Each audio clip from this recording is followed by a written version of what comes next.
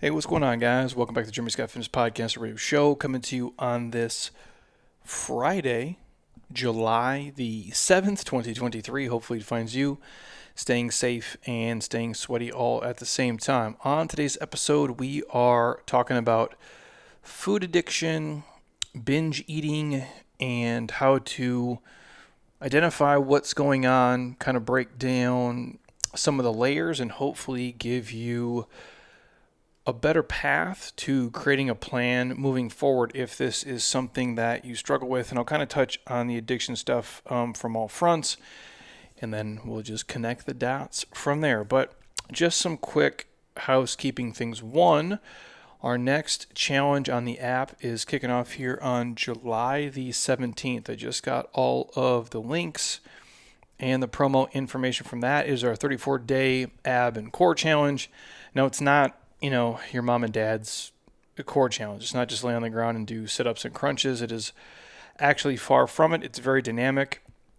It's very diverse. If you've never done a version of this with us before, there's going to be things you are doing in here that you have never done before, complexes and sequences that are completely unique to really challenge your trunk integrity. So meaning not just rectus like the front six, but your obliques, your intercostals, obviously the erectors, your entire pelvic bowl, your hips, shoulder integration. We kind of mix everything in and we do it the most functional, direct, quote unquote, ab work way possible. So the link is going to be obviously in the show notes here. It's jeremyscottfitness.app/34-days-abs-challenge. It's a long URL. But the link's here below you guys. It's also in my Instagram bio. It's going to come out on the emails every day for the next week or so. We start on the 17th, and then you guys have, I believe, until the 23rd to register and actually be eligible for, obviously, the weekly prizes with all our sponsors. But then we are doing another free trip for this one. We just gifted the last one for the Summer Metcon Challenge this week. That person's going to fly out here to Scottsdale, hang out here for a couple of days at one of the hotels and resorts, get to come in here in the gym and crush it with us. And we're doing the same thing for the 34-day abs and core challenge. So it's a chance for you guys, obviously, to win a bunch of stuff that we believe in, a bunch of our swag, but also one of you, we actually pay for your flight out here. We pay for your hotel stay. We invite you in here. You can work out with us and the Savages, and we can have a great time. So all of that, plus you really get to learn about core training on a much, much deeper level in a way that makes actual sense for your body and challenges you, not just to be laying on the ground doing bicycle crunches all day. Not that those don't have their place, but it's much, much deeper than that. Obviously, I talk about food with everything else, and if you guys are in there, you get full app access as well. So free for the app members. All you got to do is just sign up, and then everybody else, you can do a week for free. And if you want to get down after that, stay with us and maybe win a bunch of free stuff that pays for your membership and then some 10 times over. Also, what do we got going on today? We're brought to you by my friends at, you already know, AG1. Again, www.drinkag1.com/Jeremy Scott. We are giving you guys a year's supply of free vitamin D and 5 free travel packs with your first order. If this is the first episode you've listened to, or maybe you're a psychopath and you've listened to all 545 episodes as of today, you know this is the one thing I take every single day and I never miss. It's easy to travel with. Summer is when we take most of our trips to see friends and family. I just got back from Minnesota, took Athletic Greens every single day I was there. Feel like a rock star, looking like a rock star. It helps, especially because some of those days I'm eating, only one meal, and oftentimes it's at a nice, what I like to say, Midwestern restaurant where sometimes you just got to go with, walleye and chips, man. Like, that's it. And they don't have a lot of green vegetables. And the ones they do have are basically trash. So I do the best I can.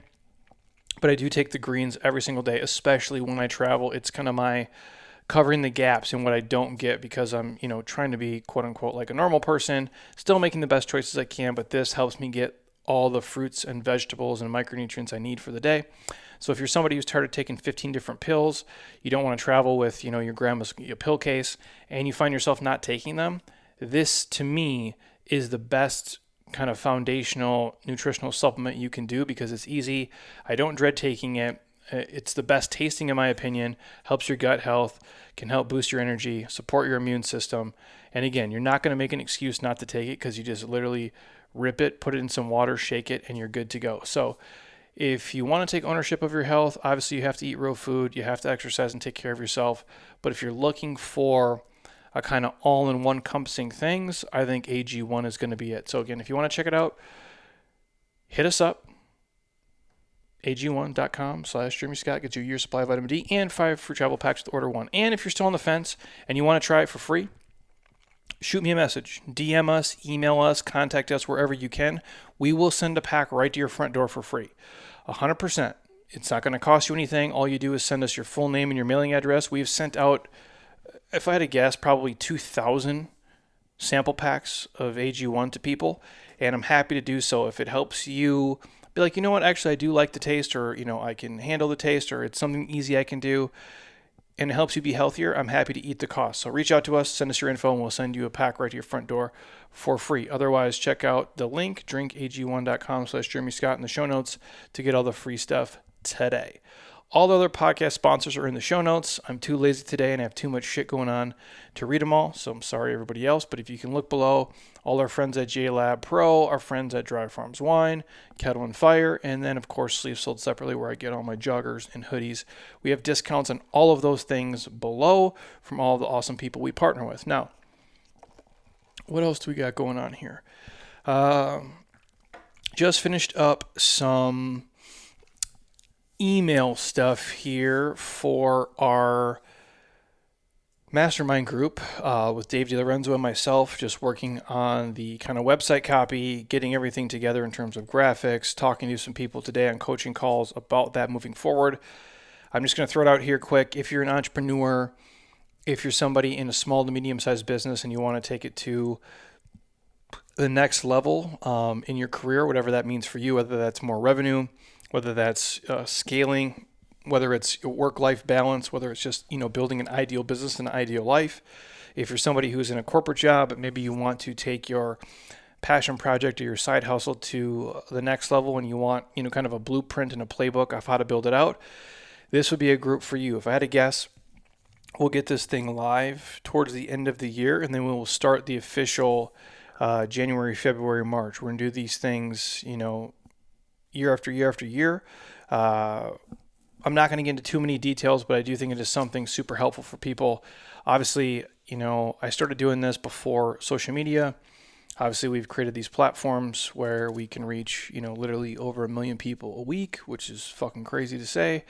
I took this business from, literally training people in a park, to generating millions of dollars in fitness, which to me is still fucking wild. Actually, even talking to Heather last night, I just said, hey, if it all ended today, from when you met me at a bar, dead broke with no money and no job, if I told you, 15 years from now, this is what it would be, this has exceeded anything that we have ever thought was possible. And I got here, obviously, by, a ridiculous amount of stupid ass hard work for almost 2 decades, but really just beg, borrow, and stealing and listening to and being a beginner with all of the people I've had access to, which is some of the smartest people, in the world, in my opinion, in all their fields. But I've been lucky enough to hang out with, hundreds of, millionaires and multimillionaires and people who have damn near $1 billion doing this in this business. So I've learned a lot, and I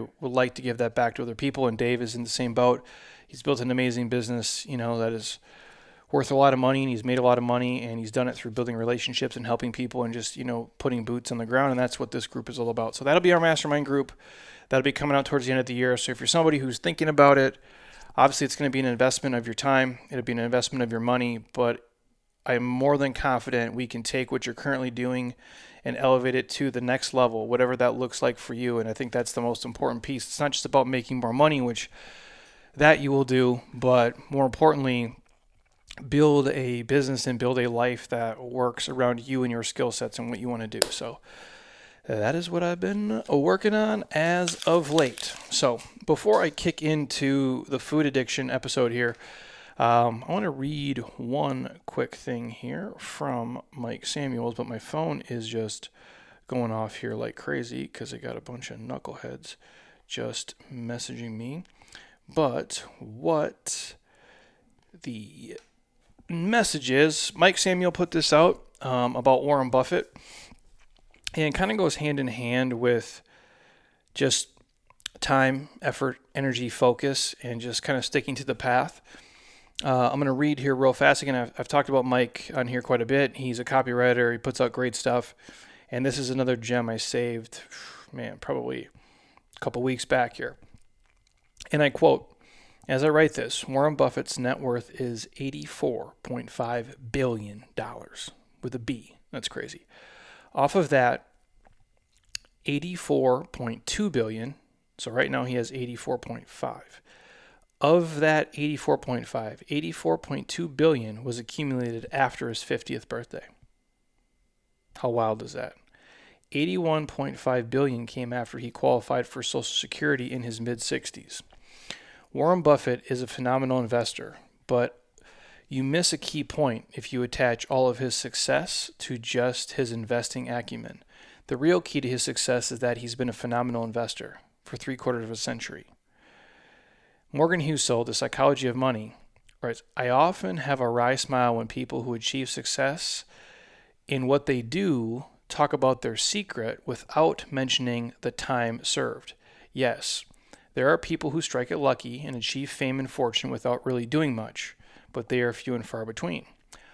By and large, the most overlooked aspect in those people who have done anything great is the timing. It's rarely the case you'll find someone who has had sustained success, be that in finance, business, sports, music, art, anything, that hasn't been practicing their craft for decades. So yes, while there are absolutely things you can do to speed up the process and shortcuts you can take, ultimately if you want to be successful at something, you have to start as early as possible, do it as often as possible, keep going even when other people quit, and wash, rinse, repeat for 20, 30, 40, even 50 years. And that's the end note here. Now, oddly enough, I was talking to my boy Mike D today, just about timing, kind of like this message is here, and how the timing of things has just, been opportune for me in some things for sure. Some things I was early, some things I was late, but some things I hit, right on the nose. And I don't know if you call that, destiny or luck or whatever the fuck you want to call it. But on top of all that, what we talked about is just the consistency to do something for 20, 30, 40, 50 years. And a lot of times people do stuff for 3 years or 5 years or even 10 years, and they think that, magic things should instantly happen. And that has not been the case for me, and that's not the case for most people. Him and I were talking today, how he can get on the phone and hop on and, he can make the right two contacts and he can get a bunch of stuff done. And younger people in his field will ask, hey, how the hell do you do that? He's like, well, I've been doing this for 30 years. You learn a lot over the course of multiple decades. You fail, you fuck up, and then you learn from those things, and you build relationships, and you refine your craft, and you get better. And when you know better, you do better. But it takes time, and you have to do the reps.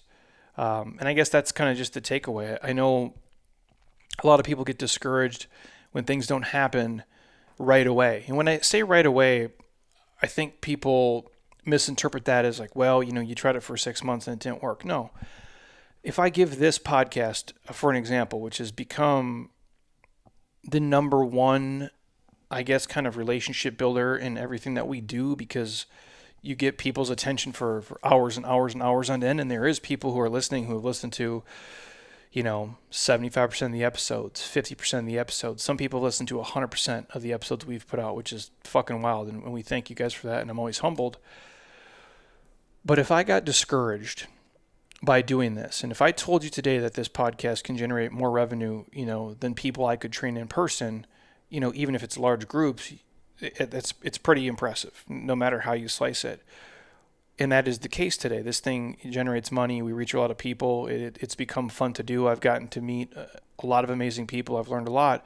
But this podcast didn't make any money. In fact, it cost me money for probably the first 200 to 300 episodes, if I had to guess. I don't know exactly when it started making like dollars, but I can promise you the first 200 episodes, I didn't make a fucking dollar on this. I lost money because I was paying for obviously the equipment.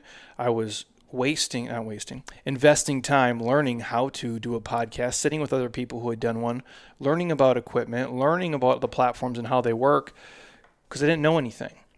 And if you think about that, well, what does that mean in terms of time, Jeremy? Let's say the first 300 episodes of this made me $0, and I actually spent money and then took money from other things and built this up.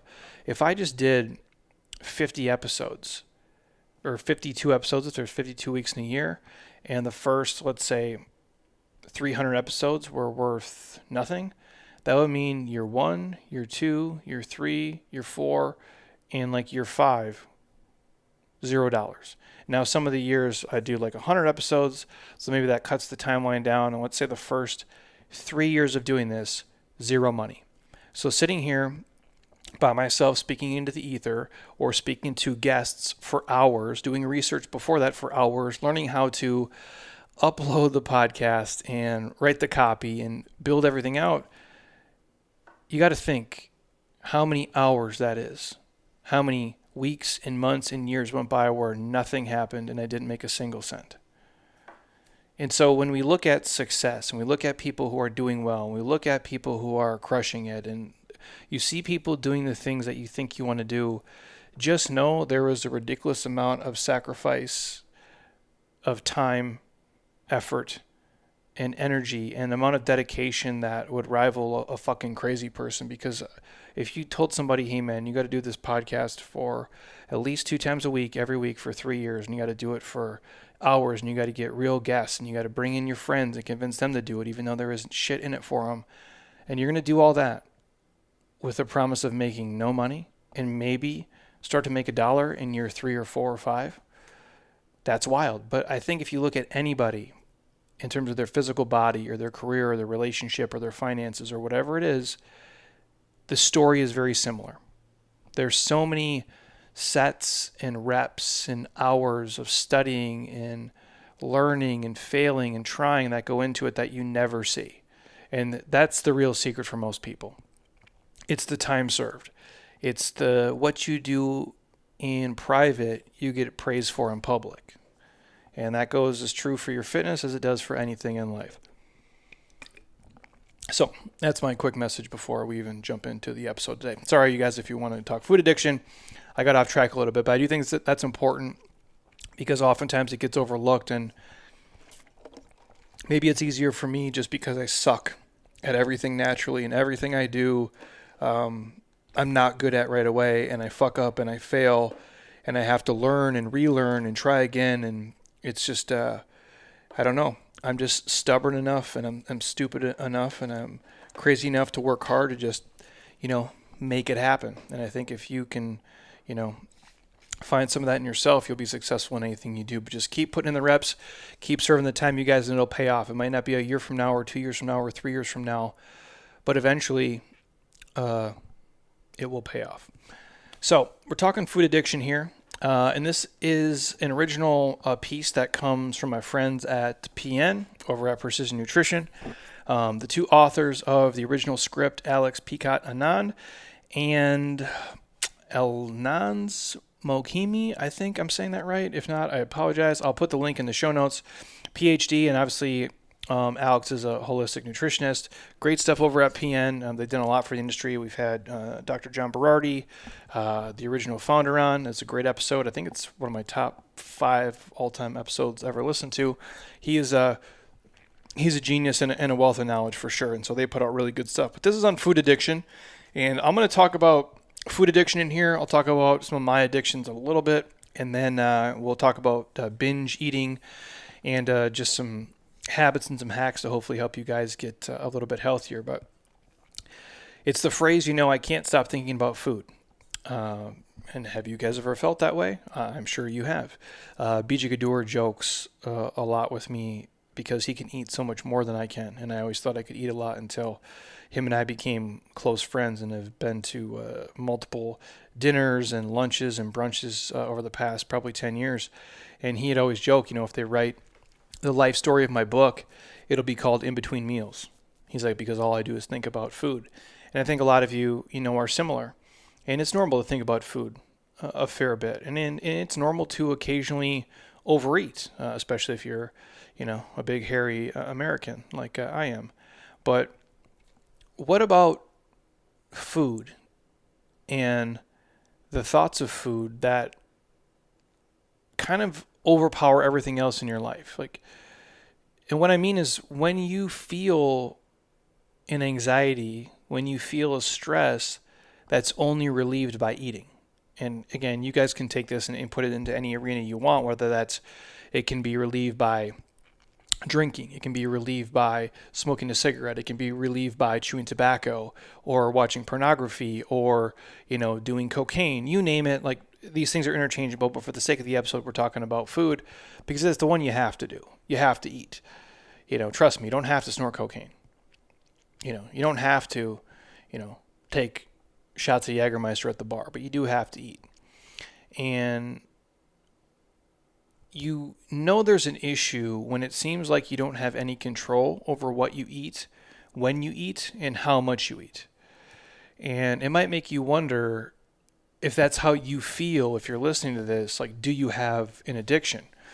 And a lot of people throw the word addiction around lightly when you talk about the relationships with food. And some people, including maybe you listening, or maybe if you're a fitness person, some of your clients, they may really be suffering. And so on this podcast, we're going to talk about what is food addiction, how is it different from overeating, why certain foods have more addictive qualities than others, and who's the most vulnerable. And so just a quick note here. As a fitness professional, as a fitness coach, you can't diagnose a food addiction. It's not in your skill set unless you have like the medical training, like you're a qualified practitioner, which most of you are not. And so while you can't diagnose it for somebody, you can support and be an open ear and an open mind, and you can be an ally to your clients who are dealing with it. And then obviously you can refer out to qualified people who really can help them. And I just want to throw that out there because I think a lot of times we say like, I'm addicted to food. And we're going to talk about what is food addiction. Now, if I look back on my life specifically, like I was addicted to alcohol, and more excessively, maybe not addiction isn't even the right word for that. Like I was a binge drinker, like real fucking hard, like not 2 beers, 20 beers, pee my pants, headbutt the wall, blackout, wake up somewhere with one shoe on, and try to figure out how the fuck I get home. That was my life. That's more of like the binge part of it, I guess, as opposed to addiction, because I didn't have to do it every single day. Now, in terms of like chewing tobacco, I was addicted. I was addicted in every sense of the word. It took over my life. I would manage so many things in my life around it. I would fiend for it. There's things I would or wouldn't do because of it. When I think about it to this day, the hold it had on me is almost fucking embarrassing, but it really was. And I would tell myself I could quit anytime I wanted to, but I just didn't want to quit, which I think this is what all addicts tend to say. And it took me many, many failed attempts to get out of it. And so that's where we differentiate between like what's binge eating and like what is a food addiction, right? So if we're going to get, per the article here and like what, for clarity's sake, what is food addiction? Food addiction means having an emotional, driven, persistent, and uncontrollable urge to eat, even when you're not physically hungry. Now, full disclaimer here, I don't have a food addiction. I've never had a food addiction. I've binged many times. I have had an unhealthy relationship with food. I have had body dysmorphia for longer than I would like to admit. But if I was not hungry, I wasn't trying to eat. Like that just wasn't my thing. So a food addiction means you have this emotional, persistent, uncontrollable urge to eat even when you're not hungry. It affects 2 to 11% of people in the Western countries. The rates are the highest probably in the United States, where the research here shows that about 11.4% of the population could be affected. So out of every 100 people, 11 to 12 people have a legit food addiction. So with rates that are this high, you likely know someone who has a food addiction, or maybe you're one of the people who actually struggles with it. And so how do you know? Some of the signs of food addiction: craving increasingly large amounts of usually, and this could be different for each person, high calorie processed foods in order to feel pleasure, energy, excitement, or to relieve negative emotions, physical pain, or fatigue. So you're craving these huge amounts of highly processed, highly palatable foods. The next thing, spending so much time thinking about and getting food and recovering from overeating that it crowds out recreational activities, professional obligations, and relationships, meaning you opt to food versus doing other things in your life.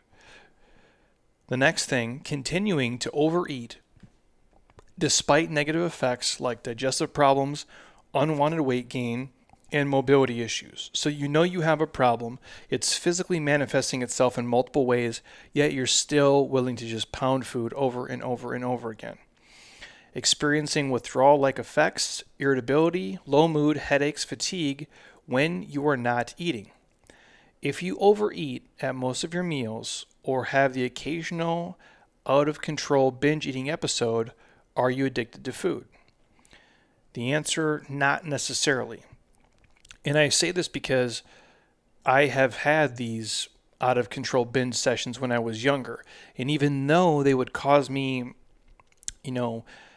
intestinal, gastrointestinal, distress post, crushing Cold Stone and 2 pizzas at one time, I would still continue to do it week by week by week. Kind of this eat perfect binge, this vicious cycle I would get in. And despite how bad I would feel, I would push through it, right? The next day, and I would tolerate it. And it's kind of like in college when you'd get so fucked up, you'd be just, hugging the toilet, puking on a Thursday night, and you would just be like, on your knees, throwing up, praying to God. If he just made you feel normal, quote unquote, you would stop drinking. And then obviously the next Thursday comes and you find your dumb ass doing it again. That's like kind of the cycle I was in for food as well. It actually mirrored itself. I didn't learn from the drinking, and I basically just, mirrored it into the eating. But I think everybody pretty much experiences periods of overeating and instances of binge eating. But that doesn't mean to say like you have a legit food addiction. So I'm going to walk through here kind of this breakdown. And so if you follow this, continuum, it's only when urges and compulsive behavior around food becomes severe, frequent, and chronic that a person can be diagnosed with an eating disorder or like a food addiction. And that's kind of the difference. And so there is an infographic here that's actually super helpful. It just talks about like the continuum of eating, where you have somebody who is like a balanced eater. This would be, kind of like the ideal. You generally eat to match your energy expenditure, although you may have the occasional or often, unintentional episode of both overeating and undereating. But for the most part, if you are busting your ass and you're moving a ton, you'll eat more. If you're sitting on your ass, not doing as much, you probably eat a little bit less because it's your output and your input are matching. And then sometimes you overeat or undereat, but for the most part, you're a balanced, healthy individual. It probably wasn't until I was, 30 years old or like 31 years old until I was what I would consider like a balanced, healthy individual for me. And then as every years went by, I've just refined it, and I've had less failures and fuck ups. And now at this point, I have so many kind of guardrails in place, and I've won enough battles. I set the parameters and I don't break them. But even for me, being in this life for basically my entire adult life, it took me, I would say if I really got into fitness at age, let's say, like post-college, so 22, 20, 23, even though I was an athlete in training, this is when it really took off. It took me probably 7-8 years to really become balanced in my eating, and it took a lot of work on my part. So that's the first one. The next one, the passive overeating. You often eat more than you need, but you don't use food to alter or numb your emotions. You are not distressed over your habits, but you just find yourself overeating more than you like. The next one is loss of control eating. You occasionally are eating compulsively, excessively, and out of control. The phrase like, whoa, I really overdid it. at the crab festival this year, or, at the taco festival, I ate until, I went crazy. But you're doing that consistently, excessively, and it's more compulsive. Maybe you set out to only have, a couple of bites, and you found yourself, 8,000 calories later in a whole different planet. That would be the loss of control eating. The next one is, they call it like the BED, so the binge eating disorder. You binge at least once a week for at least 3 months. Binging means eat a large amount of food, often quickly and in secret, to the point of feeling uncomfortably full. Food coma, food baby, or, that you're, one hard laugh away from maybe sharding your pants. And then when you eat, you feel out of control and often feel guilt or shame afterwards. That would be the binge eating disorder. So again, we start at balanced eating to passive overeating to loss of control eating to binge eating disorder. And then finally, it's the food addiction, which is similar to the binge eating disorder, but you may also have this, compulsive need to graze, eating smaller amounts of food almost consistently, often with the feeling that you can't stop. And when you do stop, you may feel withdrawal-like symptoms, creating a hard-to-escape cycle. And as you might notice, like the binge eating disorder and food addiction share several similarities. But the food addiction, which more closely resembles substance use disorder, is more severe than the binge eating is because it causes even more disruption in your life. And that would be the biggest thing. For me, I could do the binge eating, but it didn't really fuck up my life. And I do, over the past, 20 years, I've seen a lot of people with the binge eating problems. I've seen a lot of people do the eating in secret, which is really a strange thing, but, it happens, man. We cope with things in life the way that we cope with them. And for some people, food tends to be it.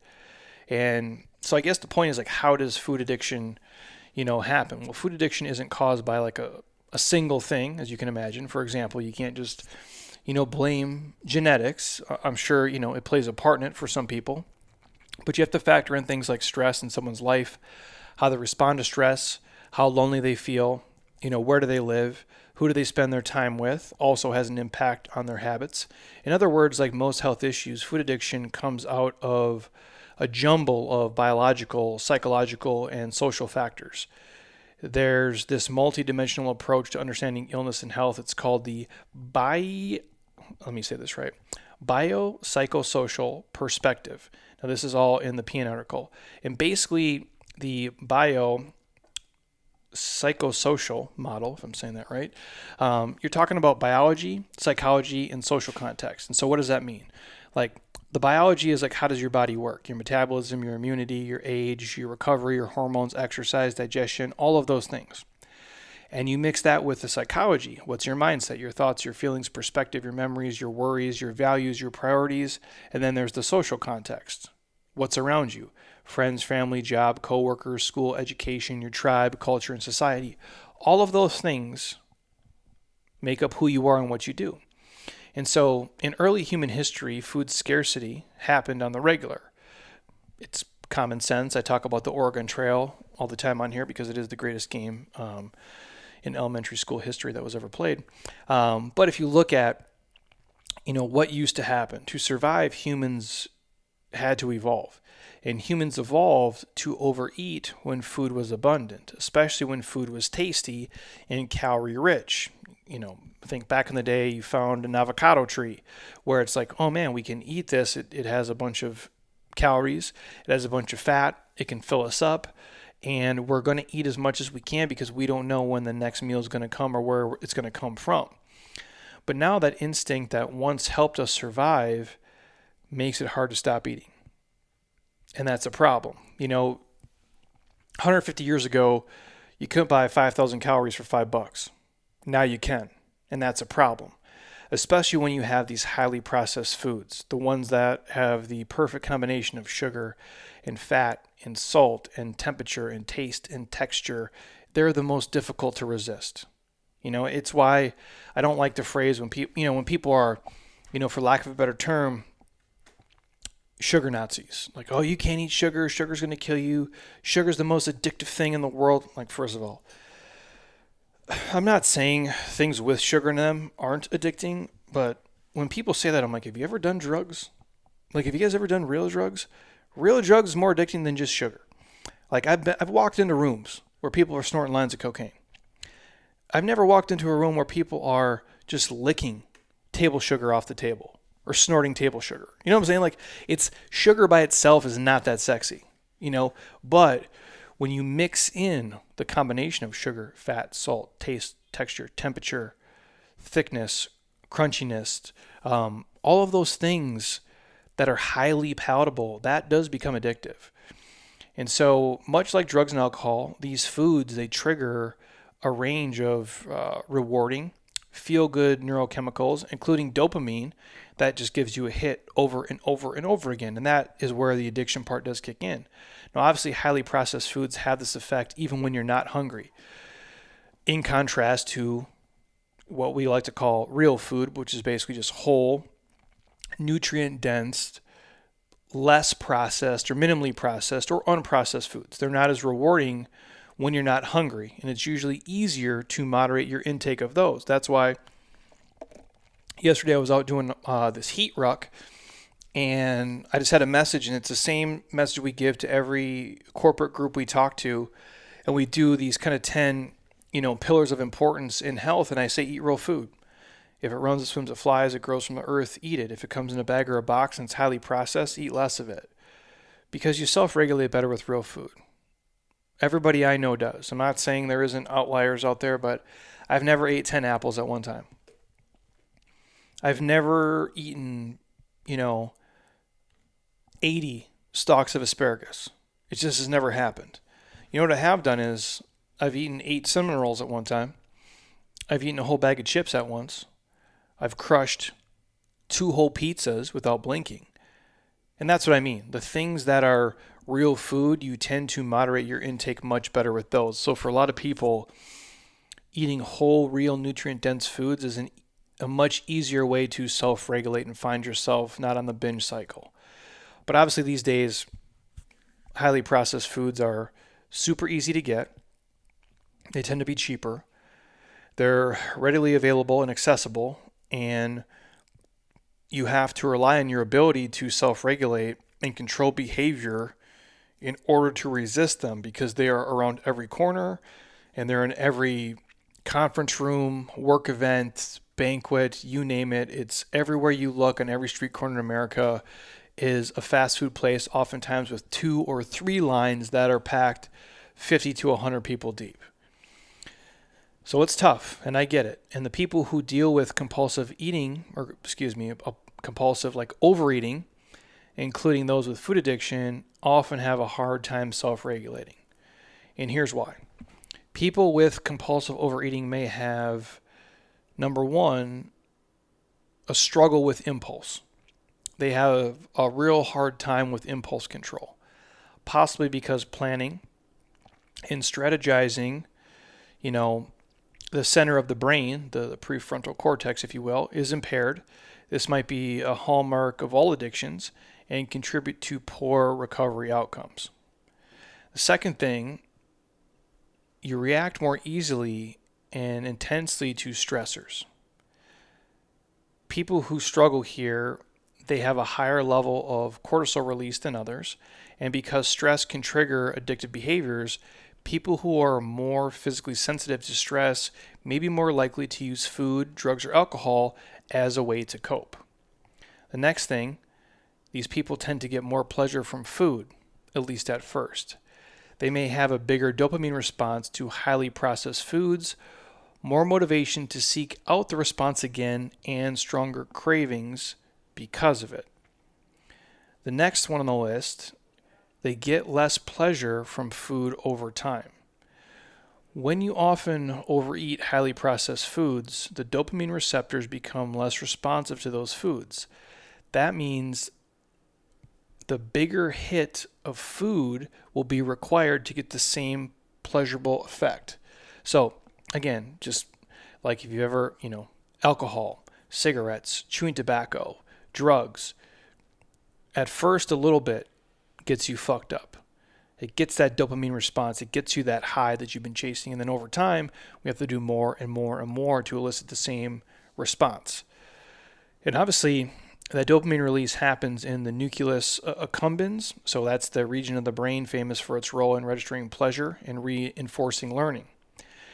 And so there's a lot of things that give you these little dopamine boosts, like eating a tasty meal when you're hungry. We all know the feeling. Connecting with friends that you haven't seen in a long time. Maybe it's been a year. I just got to see my best friend. I see him, like once a year at this point, just because life, kids, travel, careers, you name it, fucking time's moving, 80 million miles a minute. We only get to see each other once a year. But it's like we never left. It's like we can just get there, sit, chit chat. I laugh more around him and can bullshit more with him than anybody else. There's a dopamine hit there. You get one when you achieve your goals. You set out to run a mile in under 6 minutes, or you want to dunk a basketball, or get your body fat under 10%, or, fit into a size whatever, or finish your master's degree. You name it, achieving goals can give us a dopamine hit. However, certain activities and substances like drugs, gambling for sure, and yes, highly processed foods can produce unnatural high surges of dopamine. That's why people become more addicted to those than, say, doing split squats or, eating asparagus or reading a book. You don't get, the same dopamine hit from eating asparagus as you do from eating cinnamon rolls. At least I don't. And I think for some people, you don't get the same dopamine hit, gambling on a sports game or blackjack at the casino as you do from doing split squats. It'd be cool if it was the other way around. We'd all be billionaires and look like Rambo, but unfortunately that is not the case. And so for a lot of people, that's why, because you get this unnatural high surge from things like, alcohol, drugs, gambling, and again, the most highly palatable and processed manufactured foods. And here's why that becomes a problem. For a lot of people, the greater the dopamine response, the more pleasure you experience. And the more pleasure you feel, the more motivated you are to repeat it.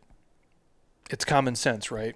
The problem is, it's like when you put your hand on a stove and you burn your hand, it fucking hurts.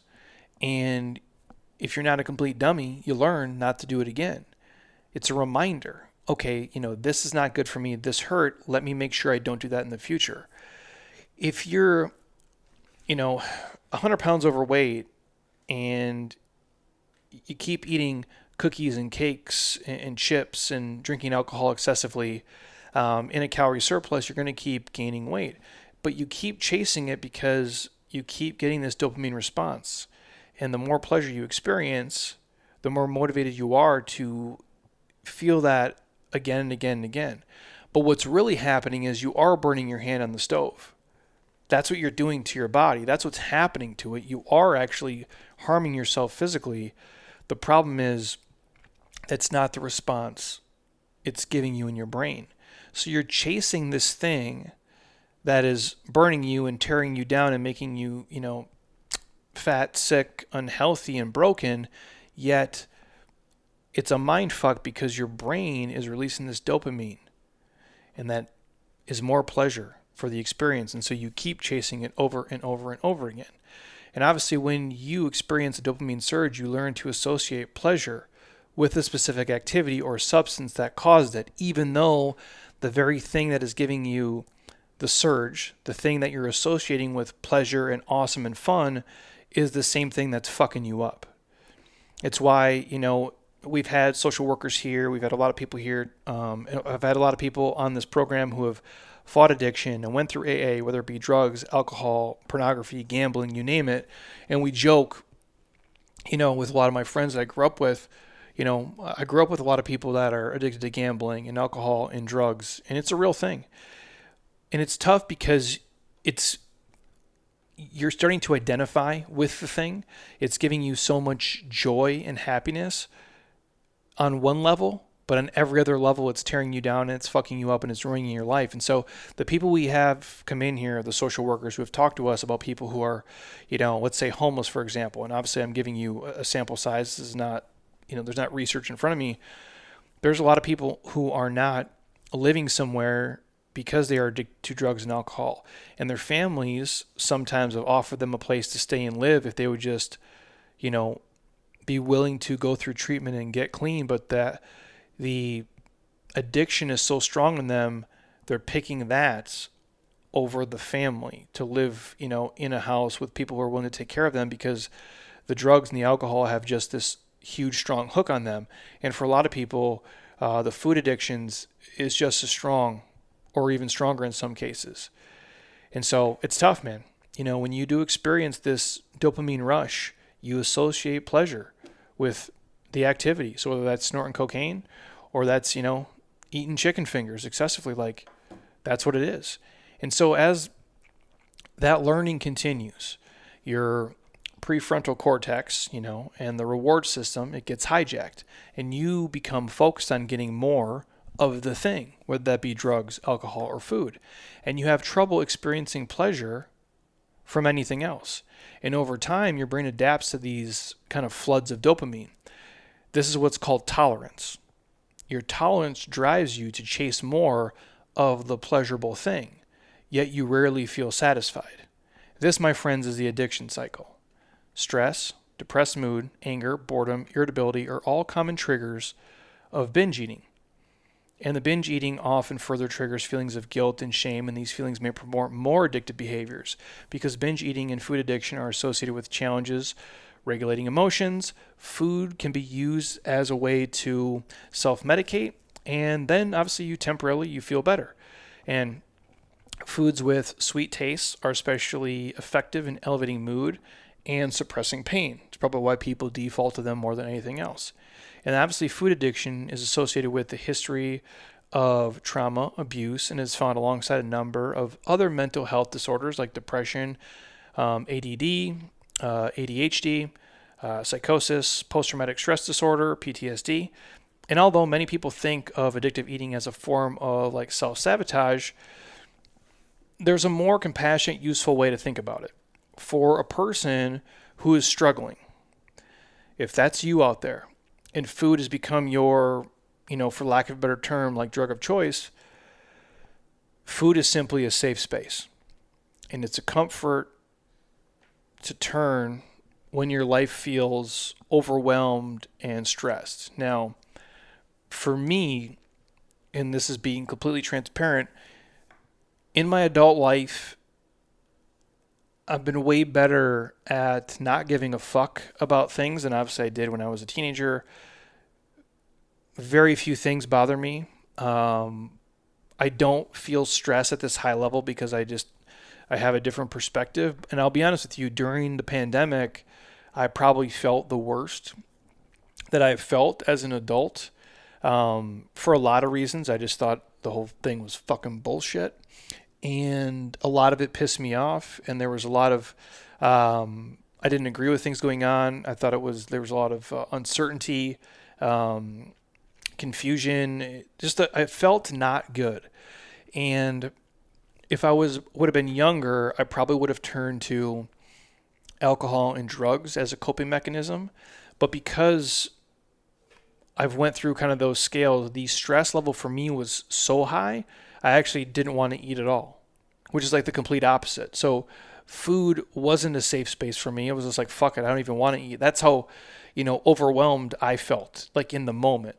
But for some people who struggle and feel that level of stress, food does become the safe space for them. And they turn to it when they feel overwhelmed and the world is kind of crumbling around them. And so you probably know those people. There's some of you who are listening who, like, when you're super stressed and worried or whatever, you undereat. You're not even hungry at all. It kills your appetite because the stress is almost crippling. And then for some people, it's the opposite. It's where they turn to feel safe, if you will. And obviously, if you look at like animal research, addictive eating behaviors only happen when those guys are given, you guessed it, highly processed foods. And that isn't to say that, processed foods cause addictive eating. It's just that their presence combined with other biological, psychological vulnerabilities makes food addiction more likely as the outcome. And obviously due to social factors, some people are exposed to highly processed foods more than others. Imagine you're somebody who lives in like a food desert, right? It's an area that has, poor access to affordable, fresh, minimally processed foods. Um, there's no farmers markets. Maybe there's no farms. You live somewhere that there's only, some of these small rural towns like in America, the closest place they have to pick up food is like a Dollar General. Sometimes they have a Walmart, maybe 30, 40, 50, 60, 70 miles away. That's like my version of like a food desert, right? Like they don't have access to affordable, fresh produce. And there's not a lot of minimally processed foods there just because of the structure of the business and how it's set up. And so if all you can get at your local, kind of market is packaged snack foods, if I give examples like white breads and canned fruit that has no fucking nutrients, your nutrition and your appetite are going to be harder to manage because you don't have the same access. And similarly, if you don't have enough money to buy the healthiest of health foods on a regular basis, that can make an impact in your life. Naturally, what you might do, like your ancestors, is stock up when you have the calories available because you don't have the same access as we do here, especially if you don't have resources in front of you or you don't have the means, to buy those things. And obviously, there's research that does support this because higher rates of food insecurity are associated with disorders like binge eating, for example. And you can also pick up on social cues around food. If you've ever grown up with friends and family that regularly overeat or use food to kind of, comfort or soothe or entertain, they might encourage you to do the same. And we've all been around, people who do this with drugs and alcohol. There's drug pushers, there's alcohol pushers, and obviously there's food pushers as well. And even when you want to change, swimming against the current can be real tough to do, especially when you're in a scenario, and, the circle around you is tough and the environment is tough. It's why I always say, every time I talk to a group, I say, my life is not probably like your life. I've created an environment, an ecosystem that allows me to be successful. I've put guardrails in place. I do my own grocery shopping and go to the grocery store every single day. I can make what I want. I can eat what I want. I don't have to go to any work dinners or business travel, and I don't have to do anything I don't want to do, for lack of a better term. I can get stuck at an airport or somewhere for sure where there's not, 100% perfect choices, but it's very few and far between. It's real easy for me to be successful compared to people who are, ice skating uphill at every single turn that comes their way. So that's food addiction in a nutshell for you guys.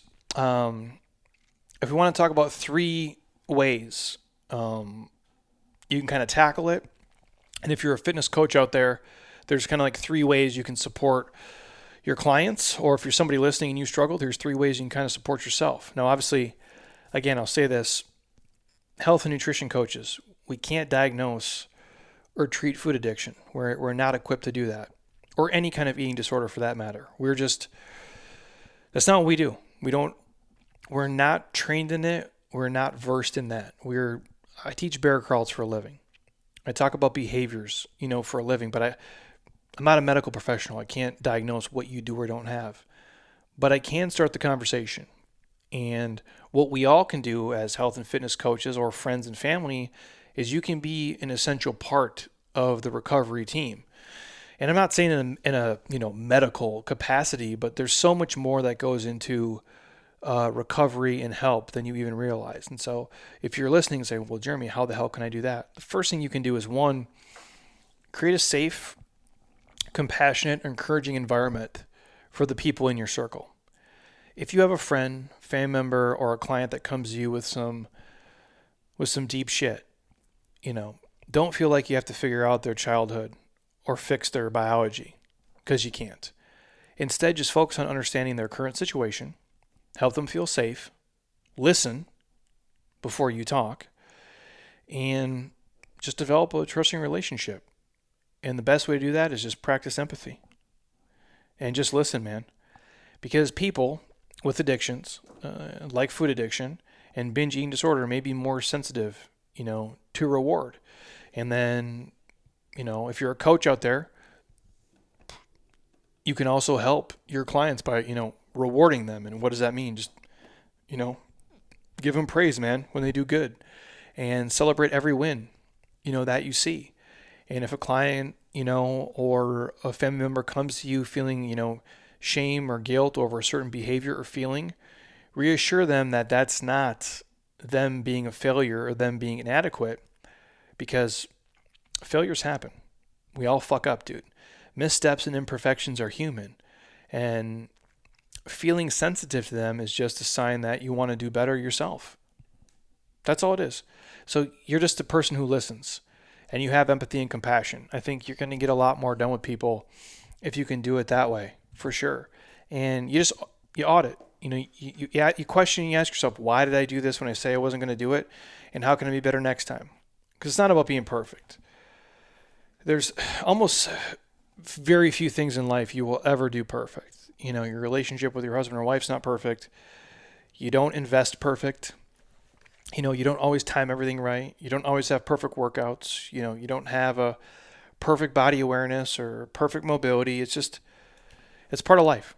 But if you can listen to people and just know if they're coming to you, they trust you. And if they feel shame or they feel guilt, just be there to listen and help them the best you can. And the first way you can do this is just by listening and being empathetic to the shit that they're going through. The second thing is, instead of only focusing on, nutritional values and things like macros and just the calorie count, focus on how food makes your clients feel and makes you feel and makes the people around you feel. You can ask with like a genuine, kind curiosity, when you're eating, insert whatever trigger food that they eat, how do you feel in your body? And, what thoughts come up? And sometimes it's uncomfortable. But that type of question can actually help people identify foods that do feel good in their bodies, that align with their values, and the ones that don't feel good in their bodies and then don't align with what they want to do. And over time, that can build a more positive, practical relationship with food. And that's what most people want to do at the end of the day. The next thing is you can help people develop an awareness around their triggers. Just ask a simple question, what's going on before you start feeling the urge to eat X, Y, and Z? Or what happens before you feel this urge to just, mow down a whole box of Girl Scout cookies? Where were you? Who are you with? What happened? And how are you feeling right before and right after? And when you're aware of the patterns and the habits, it's easier to find opportunities to reroute them and stop them and slow yourself down in the heat of the moment. I know it's easier said than done, but the first step is to develop the awareness around why you're getting triggered so often, and then obviously how you react to it. And the next thing is just you collaborate, and come up with eating replacement activities, which I had to do this with chewing tobacco, and man, it was not fucking easy. Obviously, stress is a common trigger for overeating. So you ask, your client, your friend, to make a list, or even yourself,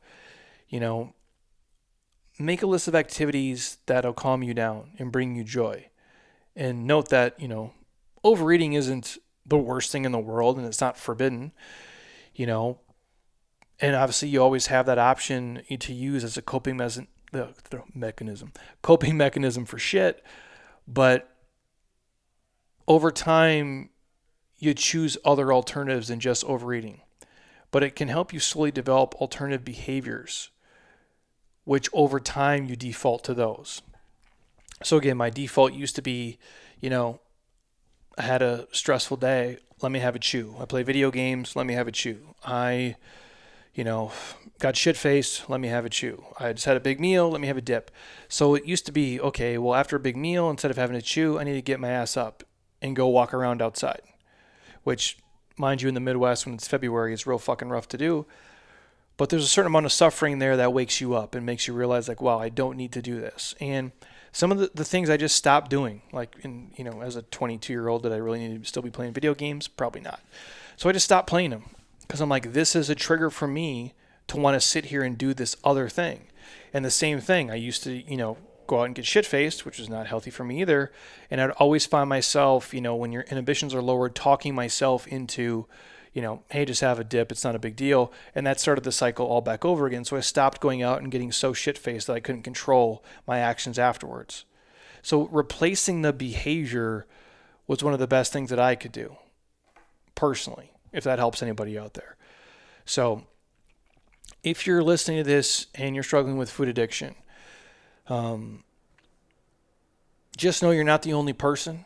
Probably of all the 100 people you see at the grocery store, odds are 11, 12, 13 of those people are suffering right there with you. And just know in life and addiction in general, you're not supposed to do really hard things by yourself all the time. It often takes a team of support. That's why, for a lot of people, I know it's different, but Alcoholics Anonymous is a great group. It's not just one person. You have a team. You go to 90 meetings in 90 days. You go have a sponsor. Like, your inner circle matters. And I say this a lot on this podcast, if you're hanging out with a bunch of people who are not healthy and they're overeaters, or people who are, alcoholics, or, people who are addicted to gambling, or people who are always doing drugs, you're not going to change them. No matter how much you want to, you are not going to change them. But this is the saying, you can't change those people around you, but you can change the people around you. So meaning you can't change them and their behaviors. So you can't change those 5 people, but you can remove yourself and surround yourself with 5 different people. So you can't change the people around you, but you can change the people around you. So find good-ass people to put into your life, because it often takes a team to kick some really, really tough addictions. And talk to a trusted loved one for moral support. And again, if you need to, you consult a family doctor or a licensed, psychotherapist to get real professional help if you need to. And asking for help doesn't make you weak or soft or a failure. It just means that you have your own back, and it just means that you give a fuck, and you're just willing to finally put your own mask on first so you can be happy, so everybody else around you can be happy, and you can have a better life. That's it. I know a lot of times people think like, oh man, I don't want to go ask for help. It's like, if you keep doing the same thing over and over and over again, expecting the same result, that, my friends, I believe is a definition of insanity.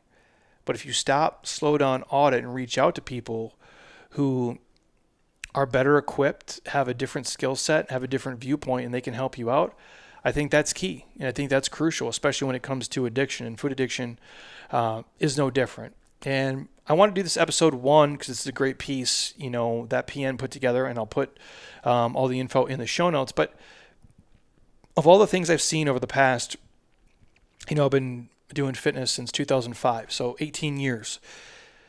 Food is the toughest, for sure. No, everybody doesn't have food addiction. Everybody doesn't have binge eating issues. But a huge number of people I see have a less than perfect or a less than healthy relationship with food and drugs and alcohol. And some people just 1, and some people 2, some people all 3.